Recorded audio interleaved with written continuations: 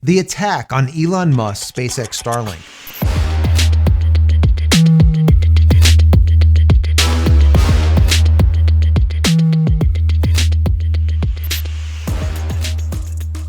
Hey everybody, welcome back to the channel. Thank you so much once again joining me for tea time. Today we have a little bit of fireside. That smokiness of lap, something so good, so good. I hope you're joining me with your cup of tea, maybe a cup of coffee, hanging out, talking tech, talking photo, talking video. Today is a technology day. This is a video that I put together for you. There's a lot of you guys that wanted me to dig in a little bit deeper into this subject. I did a video about, 4 or 5 videos ago, and it was something like the FCC said that SpaceX Starlink failed to get it up. That was the title. Anyways, a lot of you guys really enjoyed that video, and you guys wanted me to give you a little bit more. Now, I know a lot of you don't have time to go and read through a lot of things, and that's basically what I'm here for. I read a lot of articles, a lot of things, and then I give the information to you, and then I let you be the judge. Then down below, I want you to comment. If I'm right or wrong, it doesn't really make a difference. So today, I'm going to read the dissenting statement from Commissioner Carr. Now, I thought this was very, very interesting. It was actually posted on X. I'm going to bring it up on X, and I'll probably put it up here so that you can read it too, or maybe I'll put a link to it so that you can get there and read it for yourself. But a lot of you guys are listening to me, and you don't have time to go through and read a couple of pages of a dissent from one of the commissioners of the FCC. We're always giving these 3 body agencies a lot of flack, right? But what I just learned in an interview that was done with Commissioner Carr by, I believe it was Ellie in Space. And she did a very good job at this interview, and I thought it was just very informative. And I found that a lot of these 3-letter organizations, the way they work is that whoever is in political majority for that 4 years. Like, for example, if there is a Republican in office, a Republican president, then what that means is the majority, for example, in the FCC would be like 3-2, right? 3 Republicans and 2 Democrats. Whereas if there's a Democrat in office, it'd be reversed. It'd be 3 Democrats and 2 Republicans. Why is that? I don't know. Like, I don't know if you're like me, but I don't give a crap. Your political beliefs, your race, your religion, your color, I don't care. I just want you to be able to do the goddamn job. That's it. Now, is that wrong? I don't know. That's the way I've always been.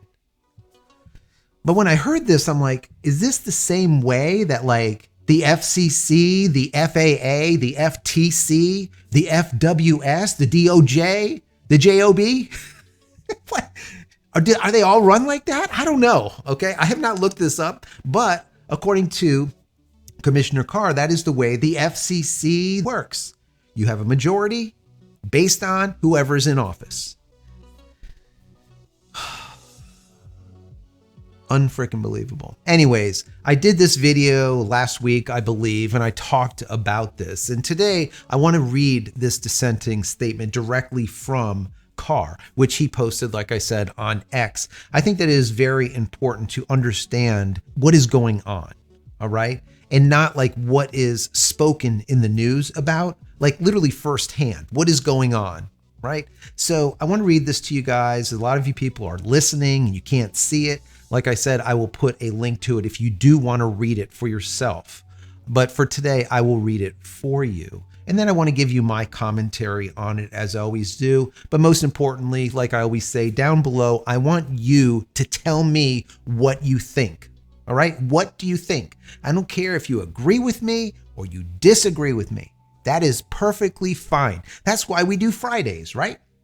Free Speech Fridays on JC Live, 8:30 p.m. Eastern Standard Time. Be there. The dissenting statement of Commissioner Brendan Carr.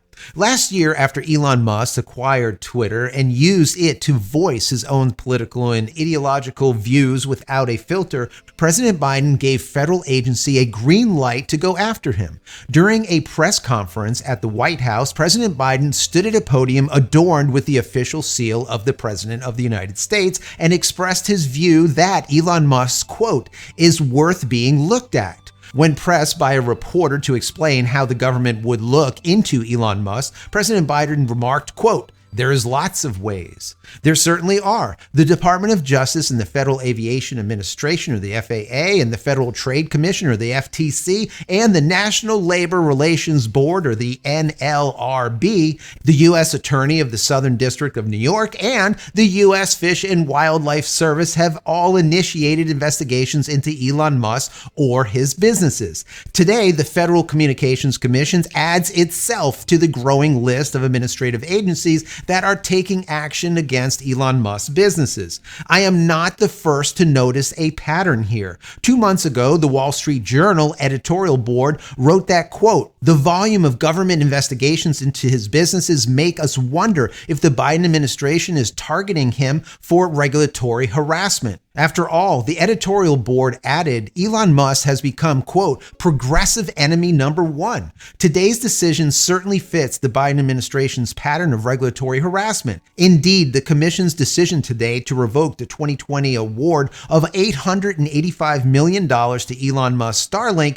an award that Starlink secured after agreeing to provide high-speed internet service to over 640 rural homes and businesses across 35 states, is a decision that cannot be explained by any objective application of law, fact, or policy. First, the FCC revoked Starlink's $885 million award by making up an entirely new standard of review that no entity could ever pass, and then applying that novel standard to only one entity, Starlink.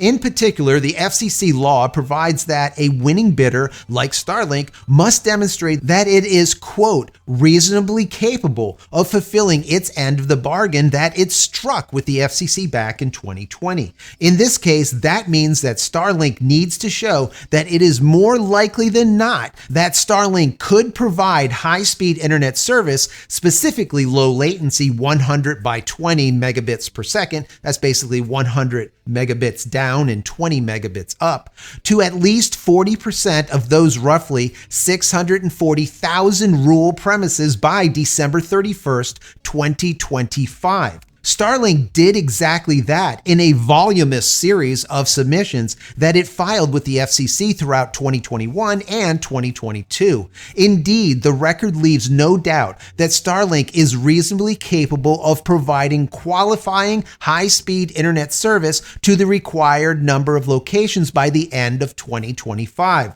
The Commission's decision does not even grapple with that evidence. It simply ignores it. Instead of applying the traditional FCC standard to the record evidence, which would have compelled the agency to confirm Starlink's $885 million award, the FCC denied it on the grounds that Starlink is not providing high-speed internet service to all of those locations today. What? The FCC's law does not require Starlink to provide high-speed internet service to even a single location today. As noted above, the first FCC milestone does not kick in until the end of 2025. Indeed, the FCC did not require and has never required any other award winner to show that it met its service obligations years ahead of time. To the extent the Commission is intending to say that the agency does not believe, standing here today, that Starlink is reasonably capable of meeting its year-end 2025 obligation by the year end of 2025, the agency's position fares no better. For one, the FCC is still holding Starlink to a standard that it has made up on the fly. I am not aware of any other circumstance in which the FCC has looked at current speed benchmarks to determine whether an awardee is reasonably capable of meeting a speed benchmark that kicks in years down the road. Indeed, if the FCC were to apply this novel Starlink speed test standard to any other 2020 awardee, it would show that those entities are not reasonably capable of meeting their 2025 obligations either, because they have not built out to those areas yet. Applying a speed test to those providers would show speeds of 0 by 0 megabits per second. For another, the FCC makes a fundamental error because the speed test data it relies on is not significantly probative. In other words, the FCC might be saying its decision that it needs to apply a novel standard to Starlink because it is the first low Earth orbit or LEO satellite system to win an FCC award. Putting aside the admission in that case that the agency is applying a novel standard, the speed test evidence the agency relies on to make its prediction about how Starlink's LEO system will perform at the end of 2025 is flawed. Indeed, the FCC is not applying a standard that makes any sense for Starlink's LEO system. This is an important point. The FCC is purporting to make a prediction about the trajectory of Starlink's LEO system is on, but it is not using any evidence that is tailored to make such a prediction. I am not saying that this is an easy task for the agency. It does involve rocket science after all, but comparing speed test snapshots from 2 cherry-picked moments in time and using those to predict how Starlink would likely perform years down the road and at a particular US location is not a credible methodology. That would be like watching the pace lap of a NASCAR race and then predicting that the cars will never exceed 50 miles per hour. In the case of technology like Starlink's LEO system, progress is not measured in a straight line, particularly not one that can be plotted by drawing an arrow through 2 speed test measures. The FCC knows this. It is more accurate to think about technological progress in this context as a sawtooth, a hockey curve. There are ups and downs, breakthroughs and setbacks, but the curve moves steadily up and to the right over any considerable period of time. That is certainly the case with Starlink. Indeed, all of the data that has come in, the latest set of US speed measurements, Starlink's actual performance in Europe, the pace and cadence of new launches and satellites in orbit, Starlink's own detailed descriptions of its plans, this much richer and more probative set of data all confirms that Starlink is on track to meet the FCC's obligations.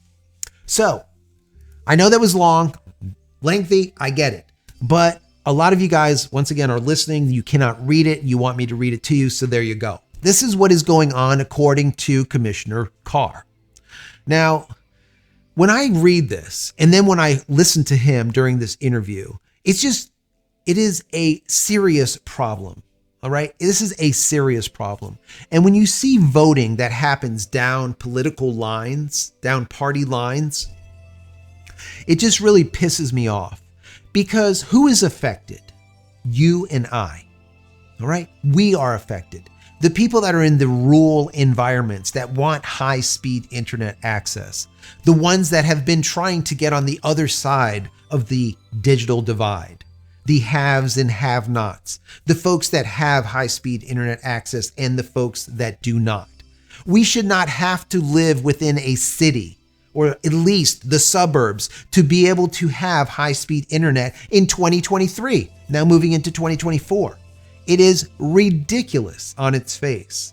And to see this type of voting on political lines is once again upsetting to me. I want to know how you feel about it. Down below, let's hear about it. Now, during this interview, Commissioner Carr was also indicating how SpaceX Starlink is doing a fantastic job and the government is relying on them for their own projects. The government needs Elon Musk and SpaceX to get to space. If not, they have to take a ride share with the Russians. Big problem, right? So it's like a love-hate type of relationship between Elon and the government. The government used to love Elon, right? He was the EV guy, saving the fucking planet, right? No more fossil fuels, all batteries. That's for another video.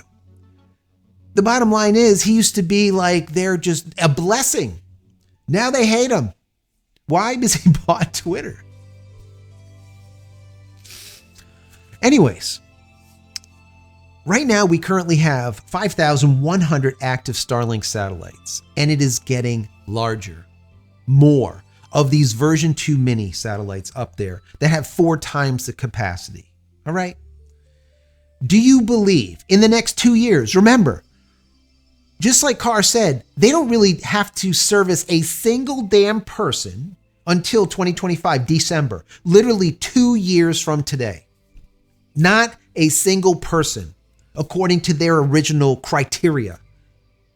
But now, once again, they've moved the goalpost. This is what they do. They move the goalpost and say, well, you are servicing people, but it's not fast enough. They're literally servicing 2 million people, over 2 million people worldwide now, but it's not fast enough. How many people is Project Kuiper servicing? Just like Carr said, if you put forth this same test, this litmus test to any other of these providers that received money or an award back in 2020, they would all have 0 over 0, 0 up, 0 down as of today. But yet, they're not scrutinized, and they still have that award. I mean, it's just bizarre, absolutely bizarre. And I really do believe that Commissioner Carr is correct when he pointed out that this all started with all of these 3-letter agencies going after Elon Musk after the president gave a green light to them to do so. By basically what he said was this, quote, I think that Elon Musk corporations and or technical relationships with other countries is worthy of being looked at. You know, I got to play this video for you because then you'll get an idea. This is exactly, now this quote was actually not misquoted. This is exactly what he said. Let me play this for you. Mr. President, do you think Elon Musk is a threat to U.S. national security? And should the U.S. and with the tools you have investigate his joint acquisition of Twitter with foreign governments, which include the Saudis?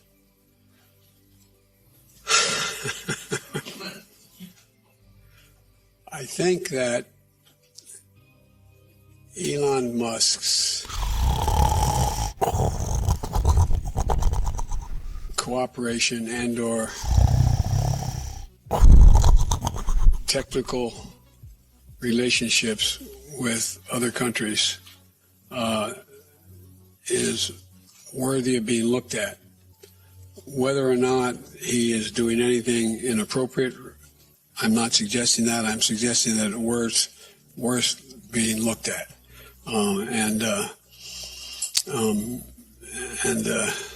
But that's all I'll say. I know that was painful. I know it was painful. But this is what he said. And I do believe that Commissioner Carr is correct. I think that this is what happened. It's like, here you go. Here's a green light. Go after this guy and make sure he gets nowhere. Just like I always said, these agencies, they drag their feet, stifle, stagnate. They just make things so freaking difficult that it just takes forever. And it pushes everything back. And what Commissioner Carr also referred to is with the CCP.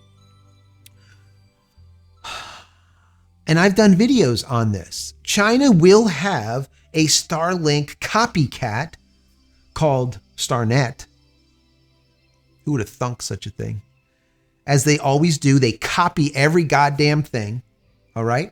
So they're creating this StarNet, and there's going to be 13,000 low Earth orbiting satellites that will also provide internet, but of course it'll be censored internet.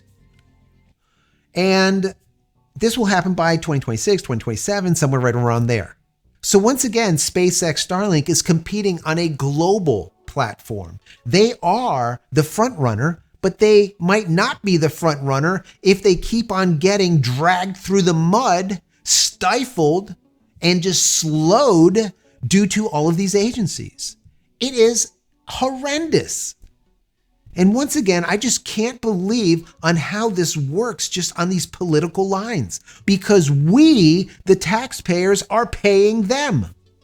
They work for us.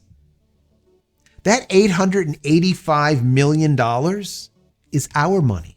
It's not theirs. It is our money, right? But they are there to now put the money into different hands, and they decide which hands get it. And then instead of deciding based on an even playing field, they decide on political bias. I mean, that's not right, because that doesn't help us, right? The people that are actually going to benefit from this type of thing. Anyways, that's my rant on it. I want to know your rant down below in the comments. What do you think? Do you think that Carr is completely wrong here? Do you think that I'm wrong? Do you think that I'm right? What do you think? Do you think that there should be this split that happens every 4 years with these regulatory bodies? I sure damn think not. I want commissioners that are for the people. I don't care about their political beliefs. I don't care about their religion, their race, their color. I don't give a shit. You are being paid to work for me, for us. That's my personal opinion. Once again, down below, I want to know yours. If you enjoy this content, as I always say, please throw it a thumbs up. That is very helpful for the algorithm gods to shine their light upon this channel. If you have not subscribed, please consider doing so. If you have, thank you so much.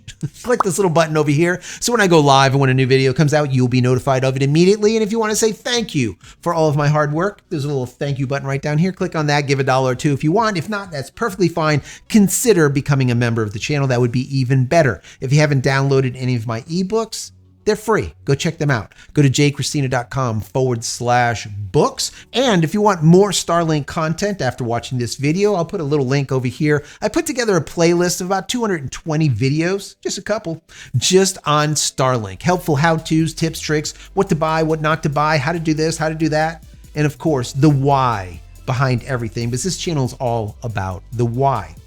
Also, if you're looking for a VPN, consider PureVPN. The nice folks over there gave us a promo code, which is JCristina. That'll give you 15% off, additional percent off, or just simply use JCristina.com/VPN. That will automatically give you a discount. And finally, head over to my website, JCristina.com, where you can find all the photography tools I've invented for you and me over the very many years, and the merch and the tees and everything else. If there's something that you like, please consider picking it up to support me and my family. Thank you for that. Many blessings to you and your family. Stay safe, stay healthy, and we'll see you in the next one. Happy holidays. Love you all.